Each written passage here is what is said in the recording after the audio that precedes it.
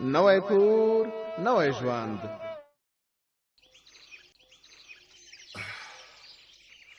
ملک صاحب د خدای مال دی، ځمکې د ښې ډېرې دي. په رسۍ اچولو بیخي له پښو وغورځېدم. لږ پس راته چې سمندره پړی سم واچوه چې درنه کوږ نه شي. اوس به د ځمکه کمه یا زیاته ویشلې. جوړ دې مه خرابوه ملک صاحب. دا دی له خیره سره د اخري پټی مو وویشل شو. شازې لورې ته ولې غلې؟ کومه برخه چې تا ته د رسېدلې پرې راځي که نه؟ هو سمندر کاکا، خدای دې خیر درکړي. ته او پلار مې نن ډېر ستړي شوئ.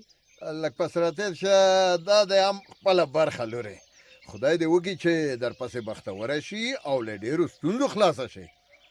ښه نو مبارک دې شه لورې. وروسته له دې د ځمکې دا برخه ستا شوه. هر څه چې پې کرې په خپله خوښه یې وکړه.